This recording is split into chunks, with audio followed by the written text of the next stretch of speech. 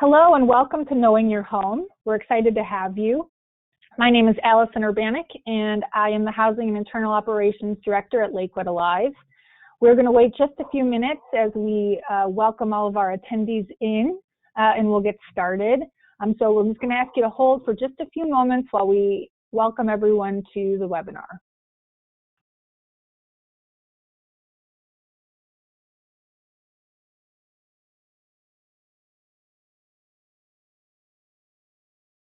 Good evening and welcome. We are just waiting for our friends to join us tonight. We'll be getting started in just a moment.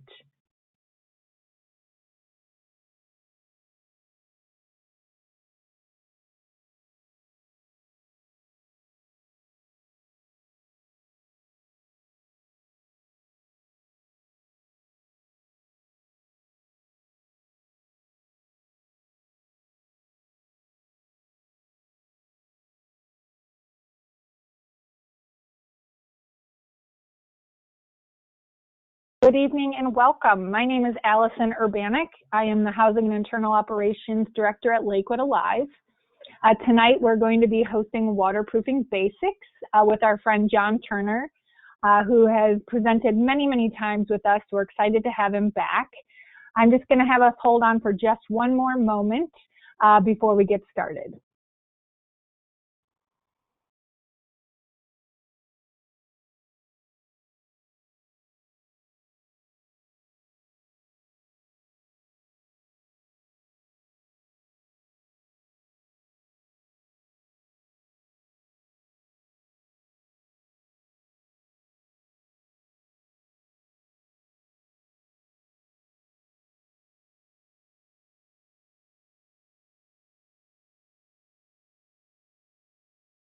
All right, so as I've mentioned a few times, my name is Allison Urbanik. I'm the Housing and Internal Operations Director at LakewoodAlive, and tonight you are joining us for Knowing Your Home, our workshop series designed to help folks kind of understand repairs and improvements that they're making to their homes, providing them with as much knowledge and resources as possible to save people time, money, and tears.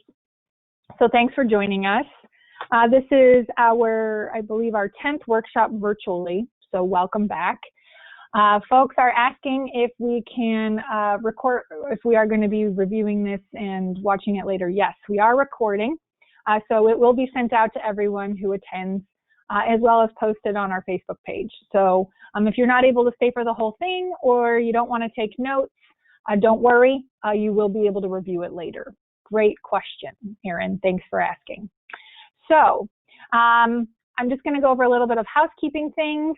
I'm asking if you could let me know, just anyone out there, if you can hear me. If you can't, obviously I'll know. But if someone could just send a little chat to me, Allison, to let me know that you can hear me loud and clear, that'd be awesome. And then, oh, great. Thanks, Mark. Glad you can hear me. So we are going to be taking questions tonight. You'll see on the right-hand side of your screen, there's a little question chat box, a little thought bubble. If you could click on that thought bubble, that will allow you to submit questions. And I'll be asking those to John throughout the presentation. Ask as many questions as you can. We have a great resource here. We want to make sure that we use it to our best possible way. So please ask questions. We do want to make this a conversation between John and I to make it as most informative and interesting as possible. So without further ado, I am going to turn it over to John and welcome him, and we'll get started. So John, welcome to Waterproofing Basics for Knowing Your Home. Thank you, Allison. I'm glad I could be here, and I'm glad so many people could join us tonight. Hopefully I'm coming through loud and clear. If I'm not, Allison, let me know, and well, I actually don't know what I could do about it, but maybe phone it in. Yeah. So no, I can hear you loud and clear. All right, very good. So essentially, especially with the weather of late, I'm sure a lot of us have had water in our basement, and I think right from the very start here, we're going to delineate between persistent moisture and water versus flooding. That gully washer that we had, a couple of weeks ago, there is almost nothing you're going to do about those types of events, because most likely, if you had a flooded basement, that water came back through your drainage from the main lines because they were just simply overwhelmed. And unless you put in things like, there's a device called a backflow preventer, but it's very expensive and it's also very finicky and can cause more problems than it solves. So I just want to kind of separate that. What we're really going to focus on here tonight is, persistent moisture or water in your basement. So to that end, I just want to also impress upon everybody, if you have an older home in Northeast Ohio that's 80 plus years old, and you have damp spots, a little bit of moisture here and there, and so forth, that's basically normal. Most of these houses were never built and designed to have dry basements. And in fact, if your house is pushing 100, more than likely when it was built, it didn't even have a concrete slab in the basement. It was probably dirt floor, at which point, there's really no way to keep moisture and so forth out. So, but, we now use our basements as almost, well, most of them are conditioned spaces now. And even though we don't see a lot of bedrooms or so forth in a basement, we do see rec rooms, workshops, things like that, laundry rooms, of course. And if you're getting persistent moisture, you may want to look into where it's coming from and what you can do about it. When you dig a basement and put a hole in the ground and then build walls into that hole and so forth, you are, by the very nature of just doing that, going to have water pushing against those walls and trying to get into that space. It's called hydraulics, and it's just what water tries to do. It tries to seek its own level, and you're trying to keep it out. The walls do an amazingly good job of this all by themselves, but we've also put in drains around the perimeter and at the base of those walls to pull that water away and send it down the storm drain or out to some sort of a French drain or swale or some such thing. So when you do start to see moisture building up, coming through the walls, coming through cracks in the floor, things like that, and you can feel the moisture, and it's pushing paint off of walls, or it's causing mildew and mold issues or bad smell, then you want to start investigating as to the source of that water. And it can come from many, many places. And trying to figure that out is a little bit of an art form. So now again, dealing with older homes with older footers, and that's a footer is what surrounds or the walls stand on, and rests and is basically if you've got a concrete pad in the basement, yeah, right there, the footer butts up against that concrete pad. And around that footer, again, are drain tiles. Now, traditionally, those drain tiles were made out of soft clay, which we call terracotta or Orangeburg. And it's not very strong stuff. It's punched full of holes. And over the years, as things move around, trees, shrubs, things like that, get down there and get their roots into it, those tiles begin to either fill up with silt and or, in some cases, collapse. And when that happens, it's going to impede the flow of water away from the foundation of the structure. Fortunately, most footers, and sometimes it takes a bit of digging, and this is where a plumbing and drain contractor, is essential to find the clean out and the ability to get into those footer drains, in order to jet them out. And jetting them out using a high pressure water is really the preferred way to do it versus the mechanical snake. And for Now, very simple John, reason. Yeah. I'm sorry to interrupt. This is always not pleasant when I can't see your smiling face. So if I remember correctly, though, this footer drains, and maybe it's something else, but none of our houses were built all the same, right? So they're all different. They're not cookie cutters. So if someone has a footer drain, is there a special place? Are they going to have it all the way around the footer drains? Or are they just on, two sides of the house? Yeah, or is it exactly. a whole way around system? Well, that's exactly the question. They are supposed to be around the entire perimeter, and you should almost be able to create a loop. But sometimes things get in the way of doing that. They go to excavate, and there's a big old boulder that's butting right up against where the foundation, one of the foundation walls is. Well, you can't quite make that loop. So, nobody's looking. They just don't, chip away at that boulder. They just, terminate the pipe on either side of it and then go around. So that, but ideally, yeah, it should be a perimeter. But that doesn't mean it's always happened. And then in some cases, may have gotten forgotten, quote unquote, which is, really annoying when you go to look for one. But so is that what you were after there, Allison? Yeah, yes. So, there's really no rhyme or reason, unfortunately.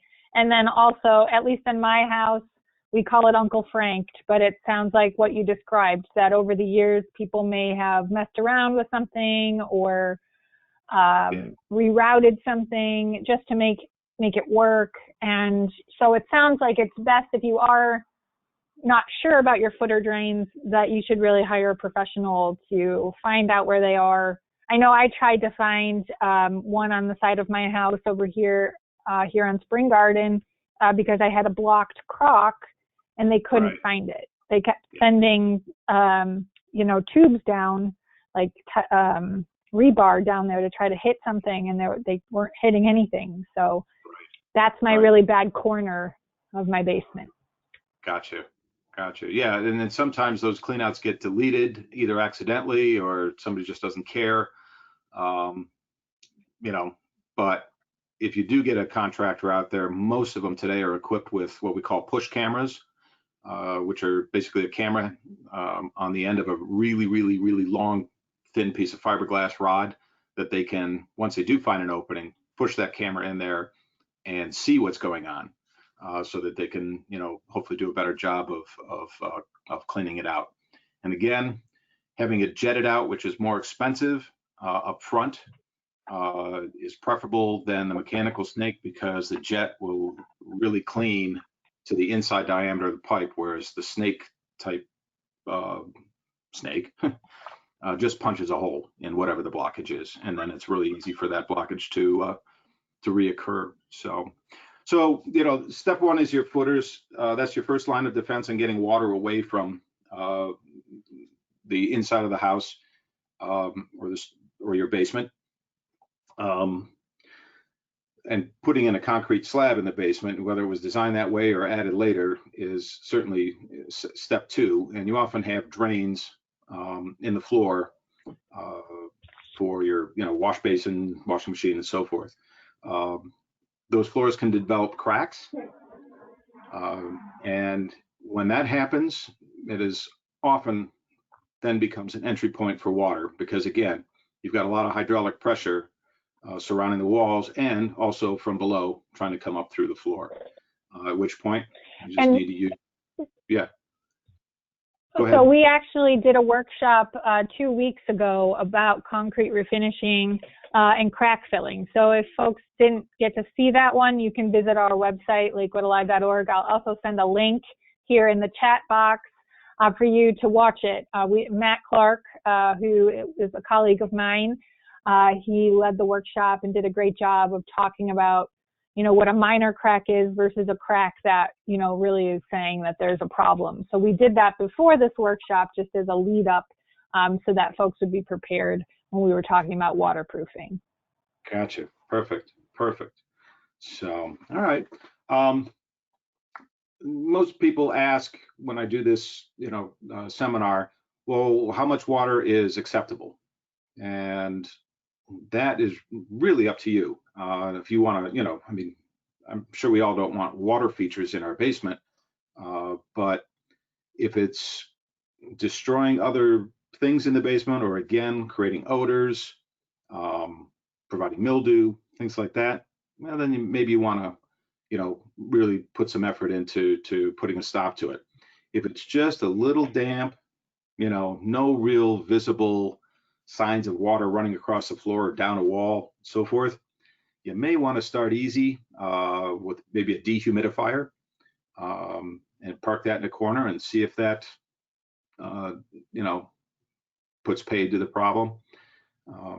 Sneak up on it. Don't, and again, we'll get into this in a little bit, the right answer for really keeping the water coming through the walls or into your basement is on the outside of the house, and is a pretty expensive and invasive ordeal.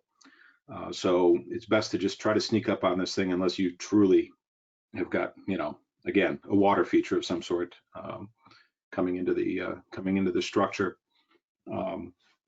So Allison, let's move down one slide, please. Okay, one moment. Oh dear. I need to turn off my drawing tools, and I don't know how to do that. Normally I have a wingman, Ian Andrews, to help me with this. So let's see. I don't. 1 second, guys. I'm sorry about this technology issue. We need the elevator music for, we're experiencing. I know. Do. Normal non-drawing mode. Okay, let's see. Oh, cool. Not working. Great. Here we go. Okay, so, here we are. Okay, so there's that right panel is a picture of a dehumidifier, which you can, if you really have moisture, those dehumidifiers usually have an option that you can either connect a hose to them and then port it to a drain, or they at least have a kind of a bucket, built-in bucket, and that's fine. It's easy, provided you go down and maintain that bucket and dump it out. And depending on the time of the year and how much humidity you have in the basement, will determine how often that needs to be done. So there's that. Understand that dehumidifiers, in the process of doing their job, create heat. And so just know that, if you walk down into your basement after you've bought one of these things and it feels warmer, don't worry. It's just the dehumidifier doing its thing. All right. The other old school dehumidifier is in the left-hand panel there, and that's the window. So, in the summer months or warmer weather, feel free to just pop one of those open. That's probably your best form of, mitigating moisture is to let a breeze come through. Now, if you've got glass block window, or no, let me say it this way. If you have old casement type windows and they are in a state of disrepair and you're going to have them replaced, you'll probably have them replaced with glass block. And I believe by code, you have to have at least 2 panels that have a window screen in them, an operable opening. And I would suggest that you at least do 3, ideally 4, so that, again, you can pop those open and get a good bit of cross circulation through the basement. So, but I'm pretty sure code says minimum 2. So there's yes, I believe so. That. All right, and let's move down to the next. Yeah, go ahead.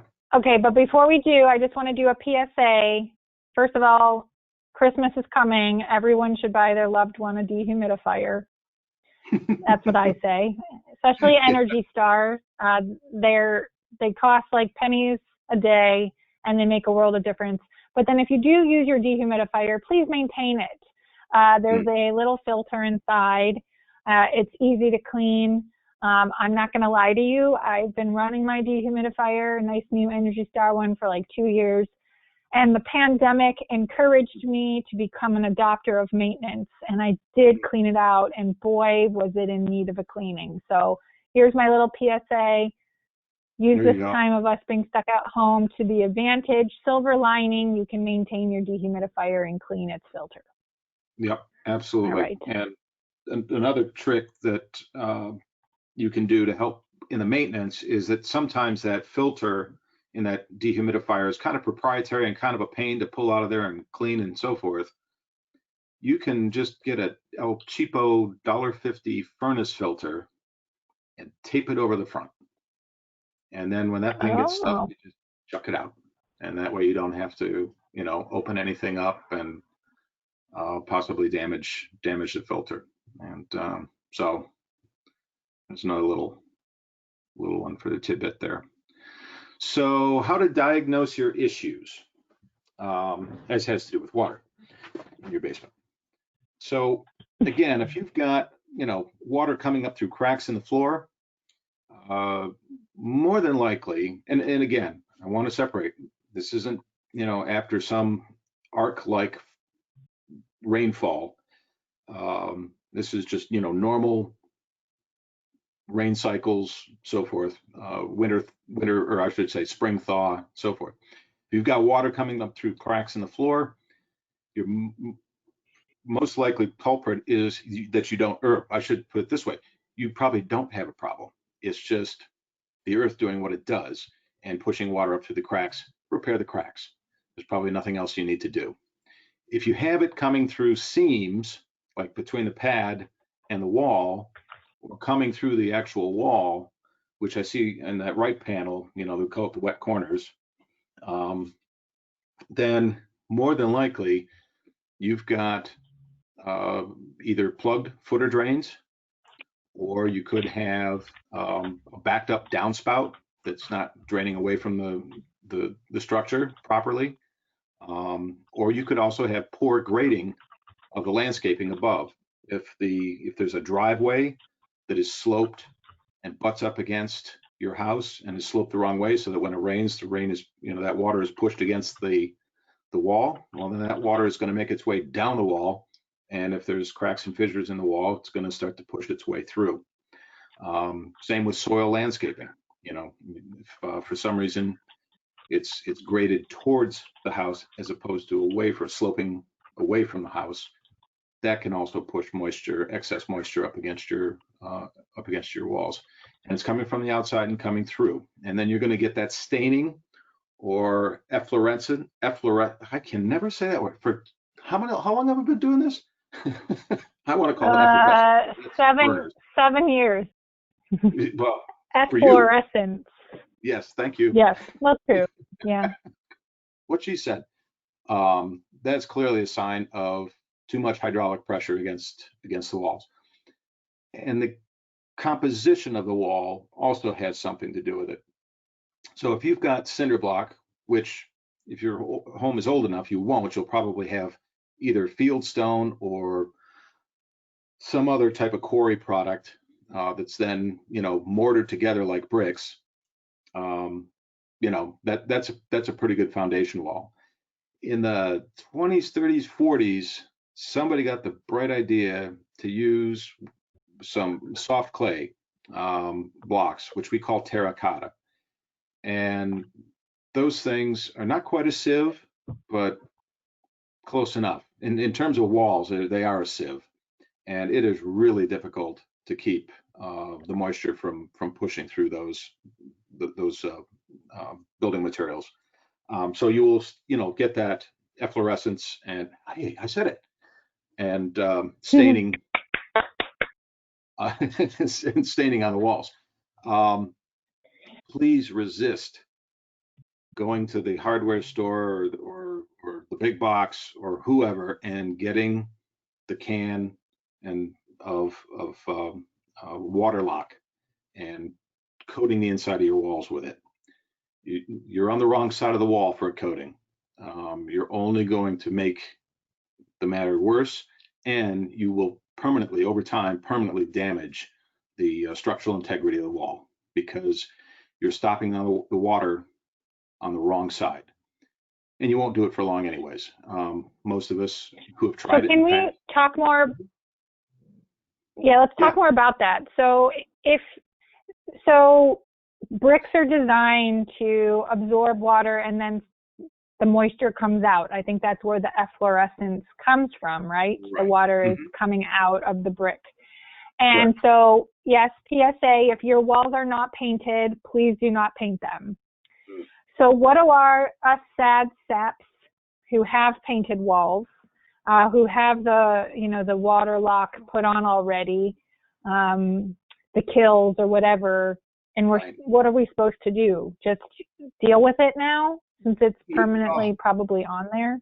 Yeah, I again, when I was doing this for a living, I would get the occasional request, especially from somebody that was going to be selling their home, to either come in and recoat it, which I refuse to do. I'm like, well, it looks like it doesn't look good. And so I got involved a couple of times, then trying to remove it all so that at least it's consistent. It's a workout. If you've got the time and you need to build muscle, have at it. But you're going to be at it for a while. Best to call it character and let the water do what it's going to do, which is eventually it'll blow it all off of there. But you're going to have to be patient. But please don't cover it back up for the sake of your walls, especially if you plan on being in that house for a long time, because you'll create quite a hassle for yourself down the road. So in terms of, let's just kind of review quickly. So in terms of steps of what to do, and again, sneaking up on this thing is I think the prudent way to do it, is patch any cracks in the floor if it's coming through the floor.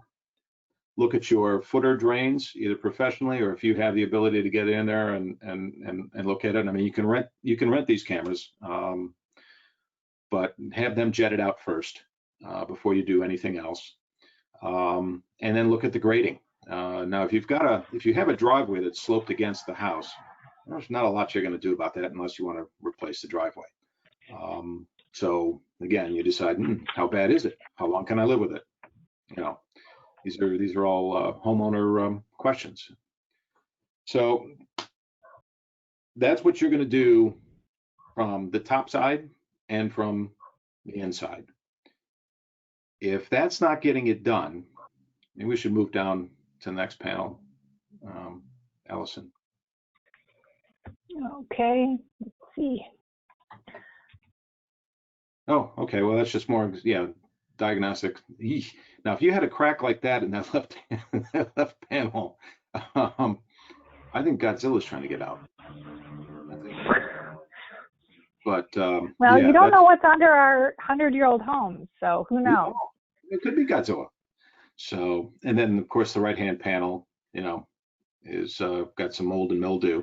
And let's just touch on mold and mildew real quick. Don't panic if it's black. The black mold is rare. I'm not going to say it's non-existent, but it's rare, and it wants a very, very specific set of conditions in order to thrive. Lots of molds are black. Most likely what you have down there is not going to be the black mold. That doesn't mean it's not going to be, irritating to some people with sensitive respiratory systems. But again, if you see the black mold, don't panic. And you can always get kits to test them, and just make sure. And if you had that and you asked me what to do, I'd say mix up a bottle of bleach and water, and squirt it down. See if it goes away. See if the odor goes away, and if that takes care of it for you, then done. You just get to use a little bleach and water every now and then to control it. But if it doesn't, so John, I'm going to add, before you start spraying though, make sure you're wearing eye protective wear and gloves and a mask. Okay. That's what I would say if we were talking. Ooh, so sorry. My dog's very upset. So I would say please just take safety precautions when you're spraying the bleach and water. Yeah, that's what I would add. Absolutely. So let's see. Let's move down the next panel then, I think. Okay, and while we're doing that, we do have a question about spalling in the basement. If you could talk about spalling a little bit and what causes it and if it's serious. Right. Spalling comes, well, mostly spalling comes from a bad batch of concrete. It's not formulated properly. And doesn't really necessarily mean that you have some sort of moisture or structural issue, more than it means that whoever mixed up that particular batch of concrete didn't get it right. Now you can also get a kind of spalling that starts with a small little crack, and then water gets in there, and then it freezes. Now, if your basement's getting that cold that it freezes, I think you've got other problems to solve first. But that's typically what spalling comes from. Again, is the quality of the concrete. But if it's coming from a thawing issue, you see it a lot in garages that, of course, are not conditioned or heated, and that's often the case there. So. Okay, and what if you see it on your brick? So your walls, if you see your brick is starting to deteriorate or maybe getting chalky. Okay, well, I'm sorry. I assumed that we were talking about spalling of the concrete. No, if it's spalling into the brick, and we see this a lot with that terracotta building unit, that's too much moisture, and it's just basically super soaking the clay, and it's blowing apart. You want to arrest that because that's what's holding up your house. So, and brick and with terracotta, it's not hard to super soak it because it really isn't up to the task of keeping water out. If your brick is spalling, then you really have some hydraulic pressure that's pushing its way through. And again, then this is kind of leading up to doing the big job, the nasty, of keeping the water away from your foundation walls. So, and just to clarify, for Naomi asked what spalling is. It's basically when your bricks are starting to either get dust, your walls are starting to get powdery or starting to break, or you have little pits starting to form on the brick or on the ground. As John said, generally in garages, you see little pits forming in the concrete, and that could be due to salt if it is in the garage, or a bad patch of concrete, as he mentioned.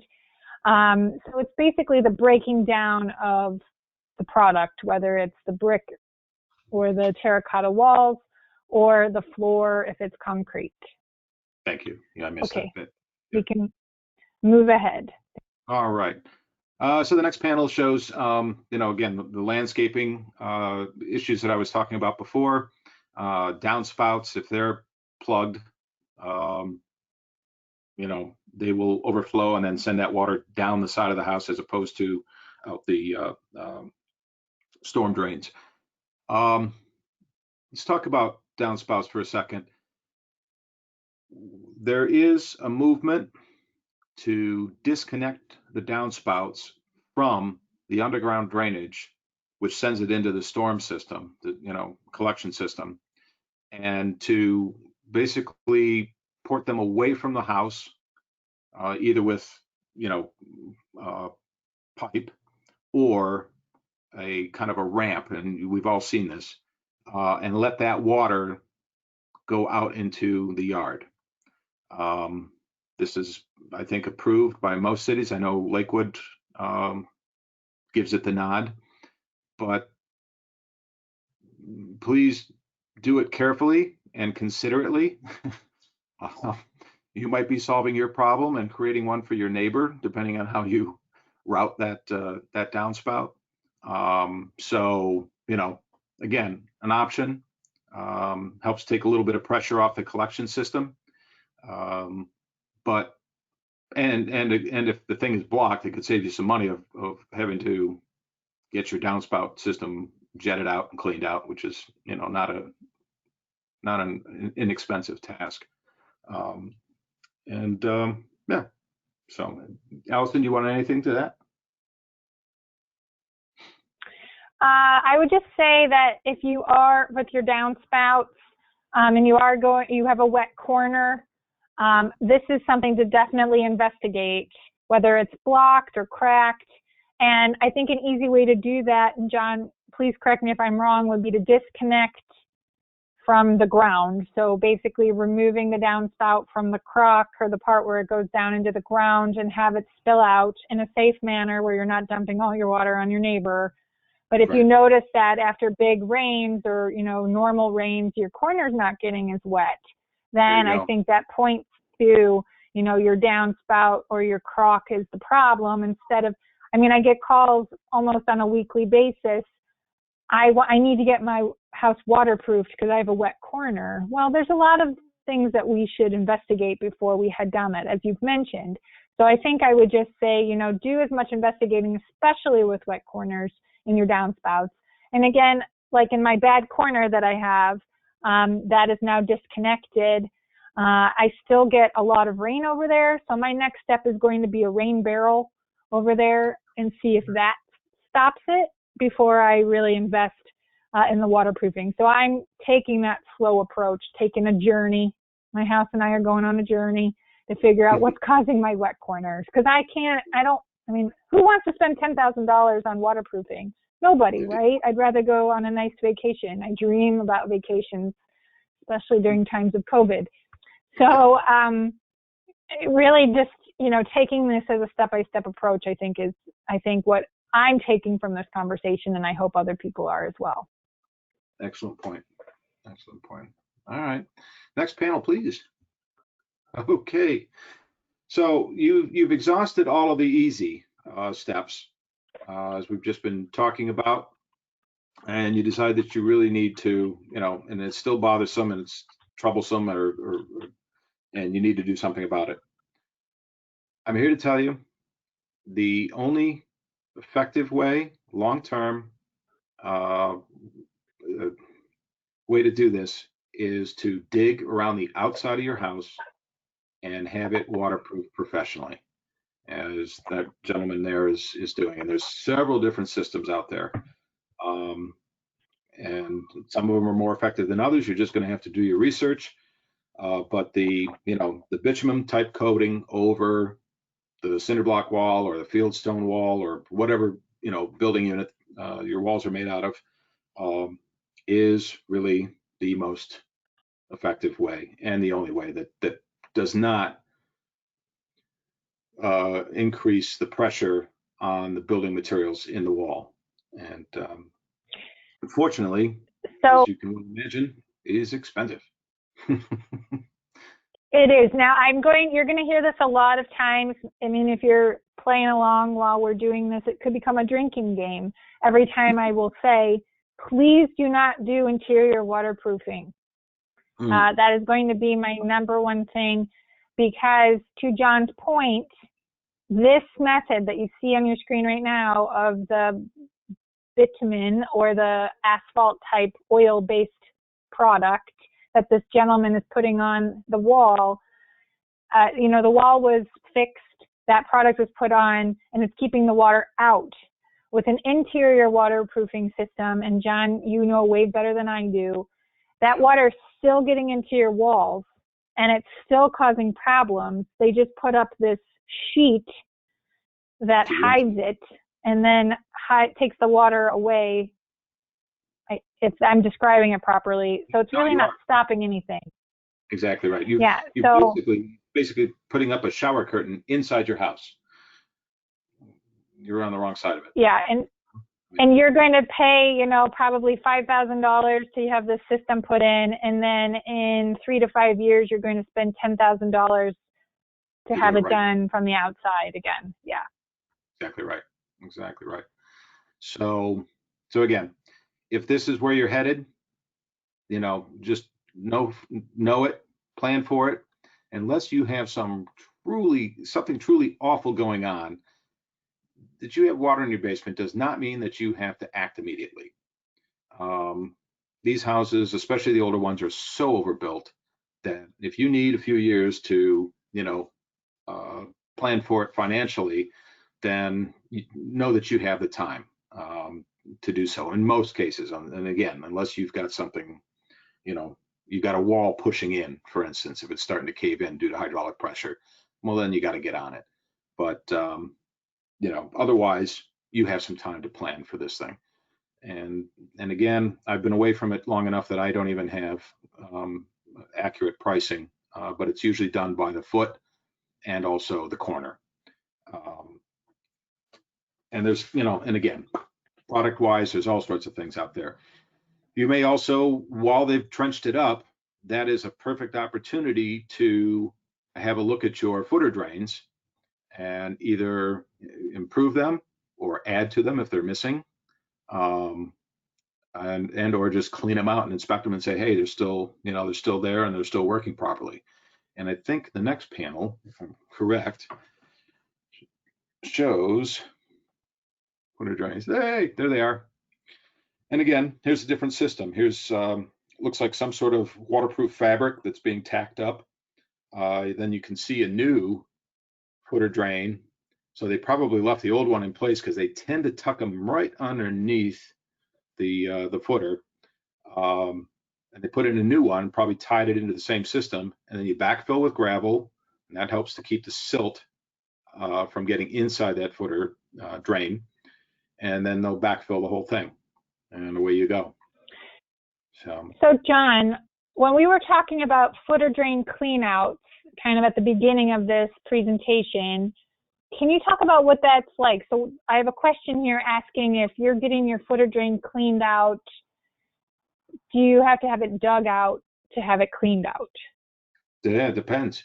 I mean, ideally, if somebody was paying attention and thinking ahead, they put in cleanouts, which are basically just tees strategically placed along the way on that footer drain, and then a riser coming straight up to the surface, and then you put a cap on it. And that way, when you do need to get down there, you undo the cap and you send the old school would be to send the snake down there. New school would be first to send the camera, try to identify the location or the general diagnosis of the problem, and then go in with a jetter and clean those things out. Great. So, now, in this picture that we're looking at, what is that material that is next to the drain? So is it over the bitumen that was put on the wall, or is that a product similar? They just put up a fabric wall? Yeah, again, there's so many different systems out there. This one happens to, it looks like it's some sort of a waterproof fabric. And I really can't blow it up, but I'm going to guess it's also dimpled, which allows for a little bit of drainage on the back side of it, so that water doesn't get trapped in pockets up against the wall. Because once you push that soil in, it's a little bit like putting a sticker on something. If you don't do it right, you get that bubble under there. The same could happen with this system too. Is you get you could if you didn't have any way for the water to get down the back side of it, would be my guess. Just from what I'm looking at. Great, thank you. Mm-hmm. Thank you. Then we'll have the next slide here. Should be talking about the next part of the process. Mm-hmm. Let's see. Now there in that panel on the left side, right by the shovel, that's the old Orangeburg or clay tile that they'd taken out. So what these guys are doing here is they're truly digging out the old footer drains and probably going to replace them again with what we saw in the previous panel, is a PVC pipe that's perforated, and then they'll backfill that with gravel to, again, hold the sediment away from the pipe or silts, and then they'll backfill it with the soil. Great. and now yet another system. Same thing, but again, the product looks a little different. It looks a little more rigid, maybe that's half an inch thick, and also it's probably got some R value to it, which if you want to really make a conditioned space out of your basement, that might be something to consider to try to keep, because the ground, well, at least down for after the first 36 inches, that ground is going to be 50 degrees year round. But between grade and 36 inches down, that soil temperature is going to go up and down pretty significantly with the seasons. So again, from an energy standpoint, or trying to keep the space comfortable, you may want to use a combination product that's a waterproofing and also has some insulation value. So I believe, okay, so here's a little bit more of a descriptor of what the process is for waterproofing. Right. Yep, and so, see, this presentation likes me. So you see that that blue-green vertical line, and that's extruded polystyrene foam with an R value to the appropriate climate. So there you go. So that's what they've done there. And then they've used a lot of gravel for the backfill, probably more than I think what most people would do anymore. And then in this case, and you'll see this occasionally, in fact, the house I grew up in had the sump pump. Depending on where you are and where your storm system grade is, the basement floor may be lower than the storm drain pipe. And in that case, you need to pump whatever is collected by your footer drains, you need to pump it up to the level of the storm drain, and hence the sump pump or the basement sump. So if you see one of these or have one of these, it does not mean that your footer drains are draining inside the house.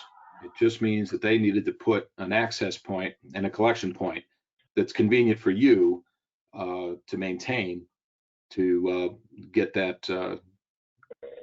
water pumped up and out into the storm system. Great. Now, if we could take just a pause, we're going to go back to footer drains and cleanouts for just a second. Would you find the cleanout inside the house, outside of the house, or could it be both? Well, for cleanouts for footer drains, I think it'd be pretty rare to find it inside the house. I'm not going to say, I've learned never to say never in this business. Most likely, most often, it is right up against the house on the outside. So almost like a downspout tile, or crock, as you call them. But it'll probably have been covered up by years of gardening or a shrub or something like that. And again, you got to go looking for it. They often put them in corners so that if you do go down there, the whoever's doing the snaking or jetting has the ability to go both directions. But otherwise, it's wherever it was convenient. And hopefully they put one in. And so so cleanouts, I mean, I've seen them in newer construction, and also where homes have been waterproofed. I've seen cleanouts fairly regularly. You're going to probably have them if you've had the work done, but they really did put them in back in the day. Yep, they brought them up just like you see the crocks for your downspouts. The same. And were they terracotta? Mm-hmm. What kind of material are they? It's clay, soft clay, terracotta. Yep, same thing that your crocks are made out of. Interesting. I've learned something new tonight. Thank you. You're welcome. Here to help. So. Okay, so let's see what we have next. There you go. Wow, even more sophisticated. So now, right. Well, this is kind of kind of interior waterproofing. Oh, wow. Not No, recommended. no, no. Yeah, no, I don't like that at all. Boy, if you're going to go to that trouble, that's got to be just as expensive as digging around the outside. Looking at all that. Well, right. I mean, they dig a trench, they cut out your floor, and they put in these rocks and this little system, and uh, then the water Dude, just flows underneath your floor. right, right. And all sorts of wonderful things are going to happen right behind. You see those studs there? Allison, put your cursor on that stud and plate right there. No, the wooden stud. Where are you going? There you go. So right to the right of that, where that black little corner piece is and the fabric above, all back in there, you've got water coming down and collecting, and it can't dry out. It's trapped by this wall that they've just put in. There you go.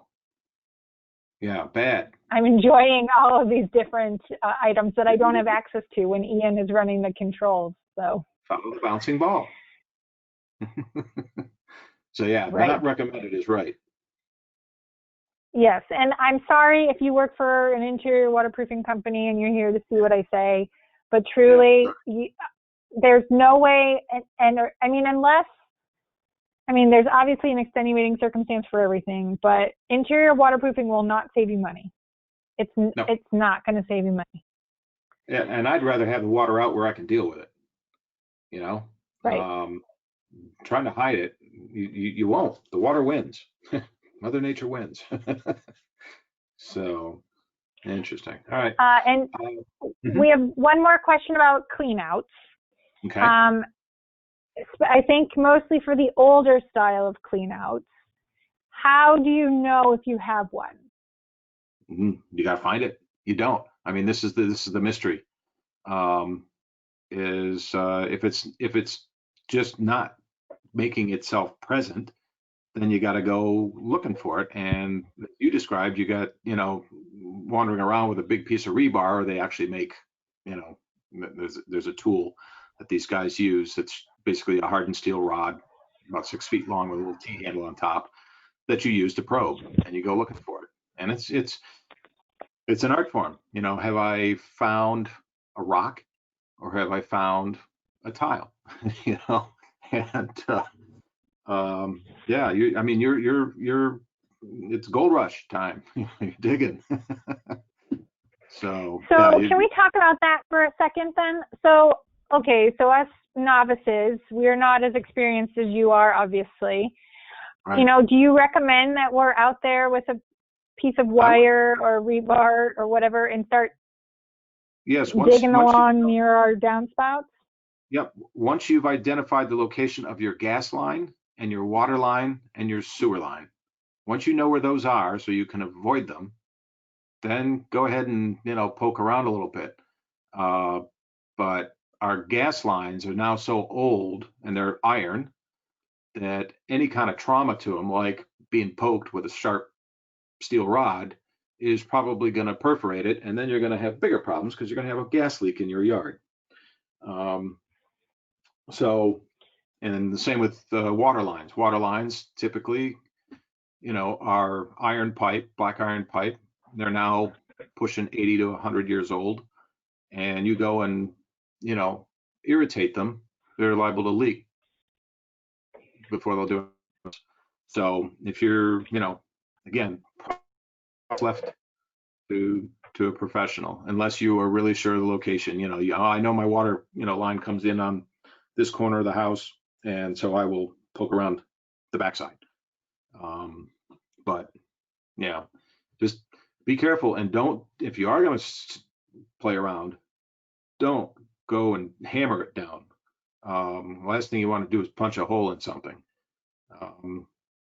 like a footer drain or your sewer line or one of your storm lines from your downspouts. So just be careful if you're going to go and look for this thing. And you really shouldn't have to drive down all that far to find what's left of your clean out if it's there. If it got wiped out from landscaping or I don't know, whatever took it out, the remnants should be a couple feet below deck. So you shouldn't have to drive steel rod, 6 feet below grade to find your clean out if it's there.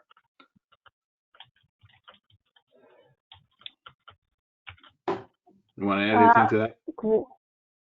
No, I think I'm good. Okay. Next slide. Let's see here.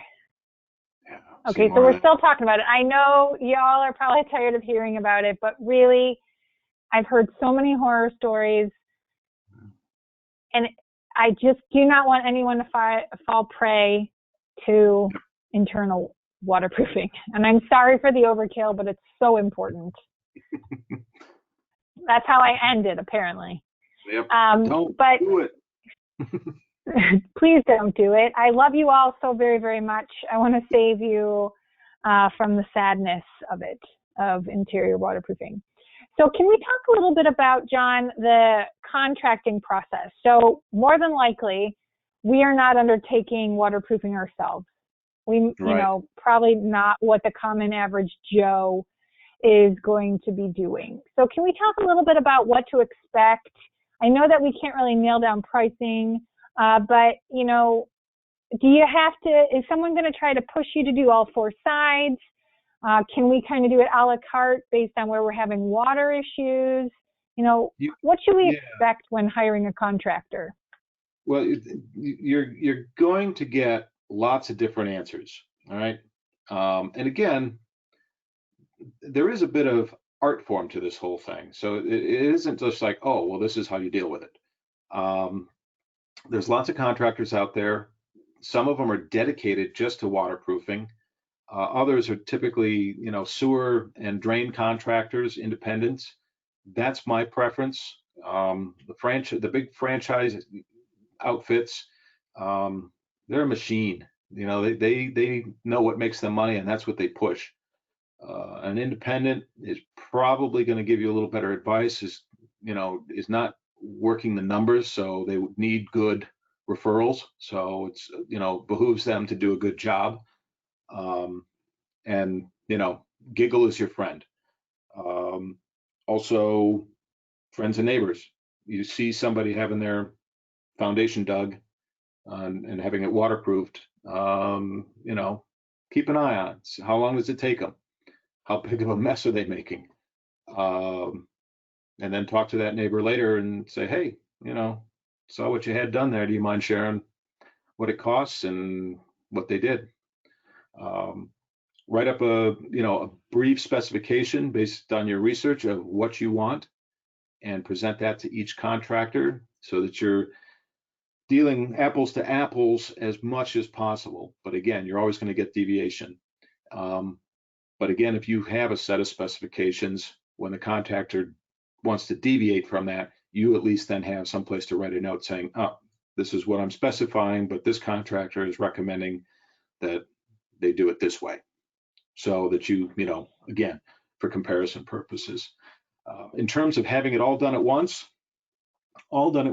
is the most cost effective because there's a lot of setup that's required to get going. It's a very invasive procedure. So, it probably will take them a day or so, well, probably a day to get set up to start. If you do it a wall or two walls at a time, then you're going to incur the cost of that setup and subsequent teardown twice. So, yes, you can probably divide the job up, and some structures are going to lend themselves to being divided up. Some are not, depending. And plan to be providing coffee and laboratory services to the contractors for a typical structure for about a week, unless they run into problems. And again, do your research, look at those reviews, make sure that this whoever you're going to pick knows what they are doing, because this is something you can't screw around with. This isn't hiring college pro painters and they botch it up and the paint jumps off the side of the house next year. You get this wrong, you got major problems. Well, and we're really lucky here in Lakewood to have, off the top of my head, I can think of three or four locally based, Lakewood-based waterproofing companies that they themselves live in Lakewood, and they have old Lakewood homes, and they know them like the back of their hands. So we're very, very fortunate. So we have local experts. LakewoodAlive is happy to talk you through the process of hiring a contractor, as well as who to call for waterproofing. So you can reach out. My contact information is on our website, as well as I can move it here on the slide. So that's, that's a plus. But then also it's a permit job. So that means the city is going to be keeping an eye on the work that's being done. So that's also a plus, having another set of eyes on it to make sure it's being done well.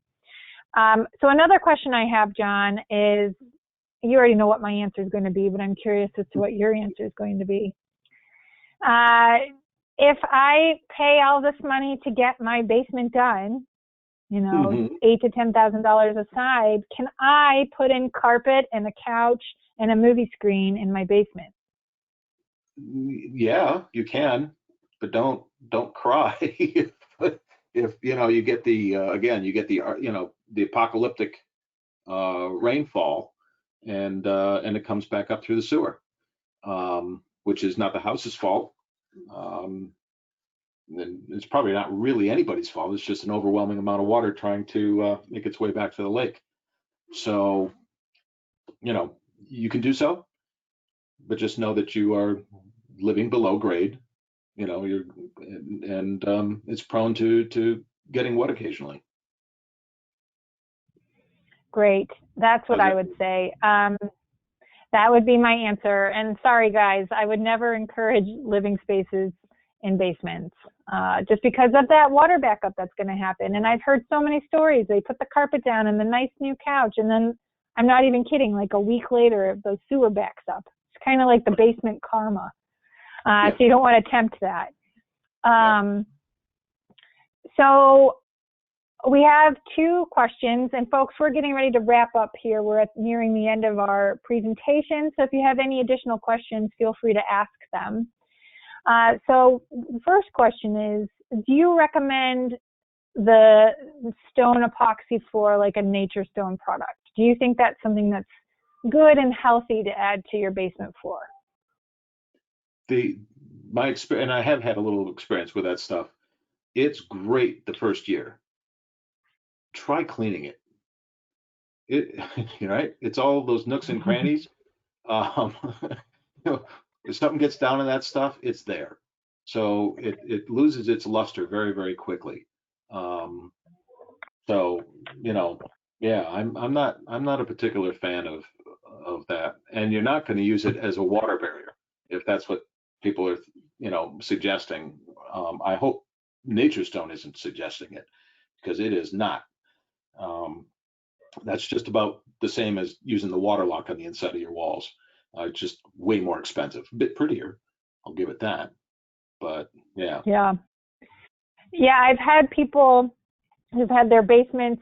I know I grew up in North Olmsted, so a lot of my friends' parents still live in North Olmsted, and North Olmsted has major serious sewer problems, a lot of backups. And so one of them particularly has the the nature stone floor. And when the sewer backs up, they have to, she has to file a claim with her insurance, and they send someone out to steam the floor to get all of the bacteria and everything out of it. So it's not making anything easier to clean. It's, like you said, making things a little bit more difficult. Okay, so our next question is, so they kind of both are the same question, but a little bit different. So the first one is, so if you have the painted terracotta walls or painted brick walls, can we go over again the process of removing the paint from there? I mean, what's the labor? And so are you using a wire brush? Are you using a paint scraper? Or you're just waiting till the water does its thing? Yeah, you're using all of that. The loose stuff is easy. You try to get under it and keep it going. but it is a workout because where that stuff does stick, where it's not being blown off by the water, it sticks. I mean, you know, it gets a hold of the pores of that terracotta or the brick or the mortar, and there you go. And then so you just literally have to mechanically remove it. I don't know that, you know, I've never tried paint stripper, but I would not recommend trying to paint strip a wall. I can't imagine, you know, you might strip the paint, but you'll die of fumes from the fumes in the process. Right. And what about a heat gun? I don't think that stuff responds to heat. I don't think. Okay. But again, if it does, it's going to be at a pretty high temperature, and it's going to start to off gas, and now you've got ventilation. Right. You know, same right. Ventilation problems. But yeah, you know, it's an old house. It's character, right? You know. I mean, right.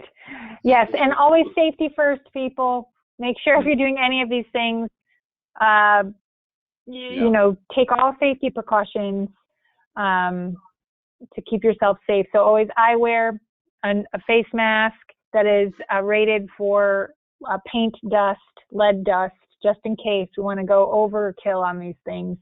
And then obviously ample airflow. So open those windows, open that basement door, and let airflow come through. And you know, okay, so go ahead.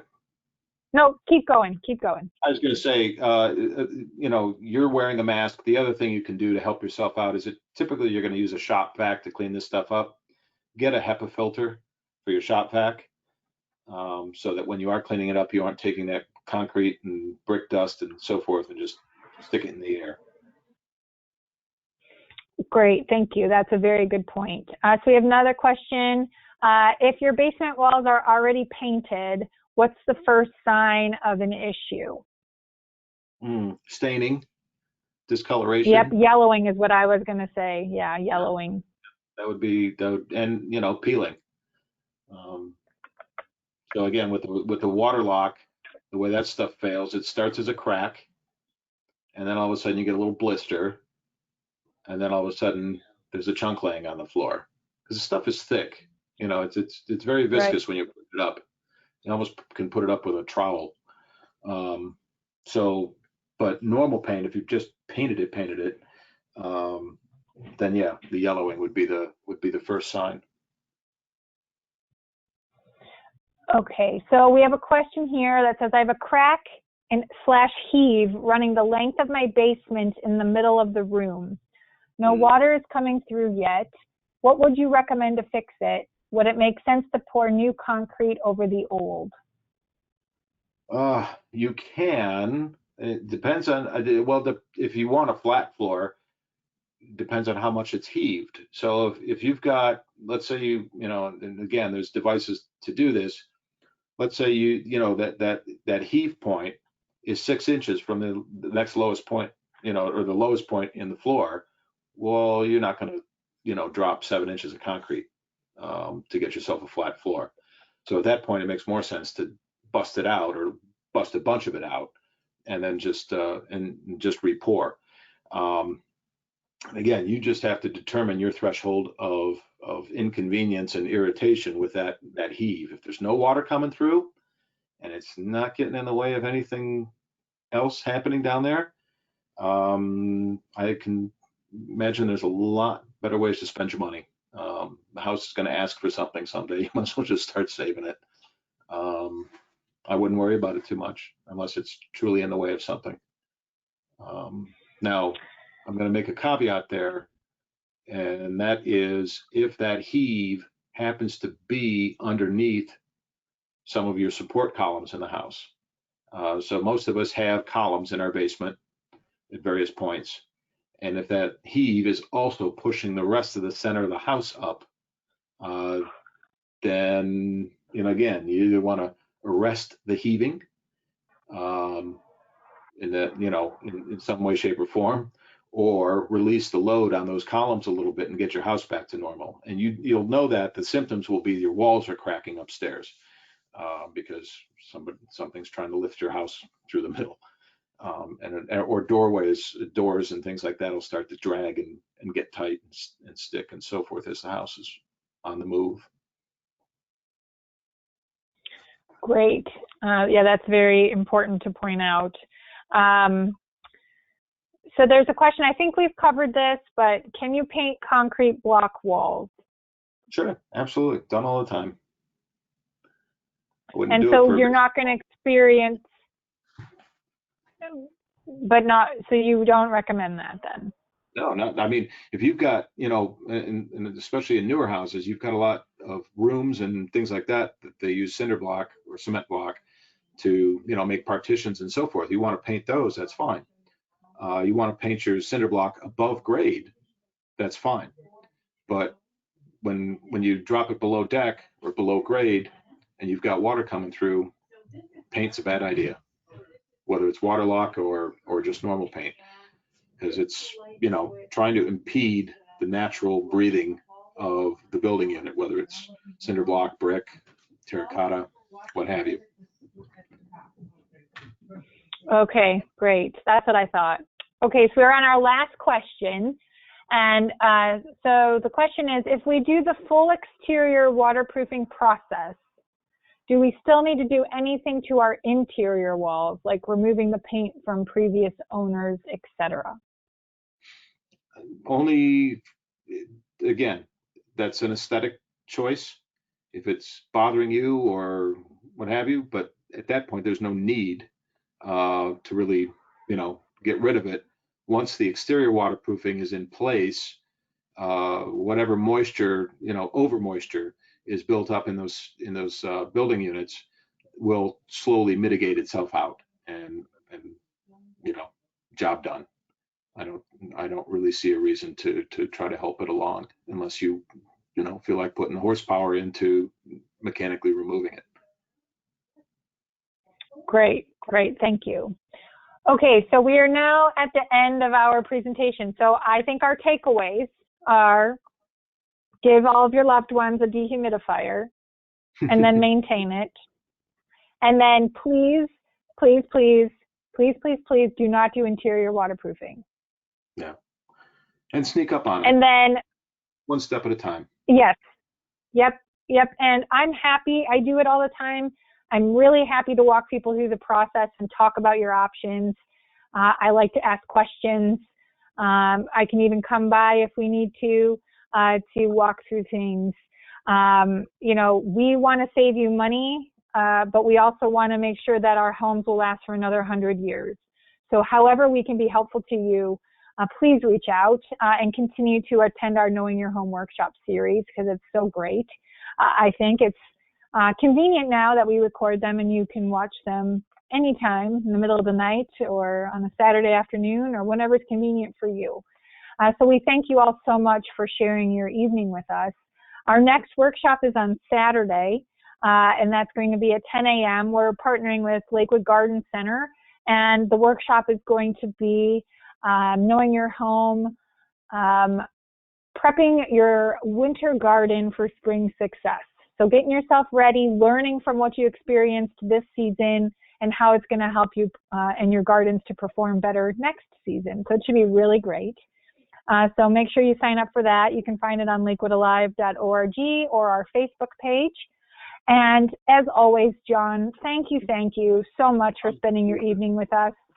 Absolutely, my pleasure. We are so lucky to have you as a friend of the organization and for taking the time. So thank you all. Thank you out there in the interwebs for sharing your evenings with us. And if you need anything, give us a call, or you can find my contact information on LakewoodAlive.org. And I look forward to talking to you soon. Thank you all so very much, and I hope you have a great rest of your evening. Bye now. Bye-bye.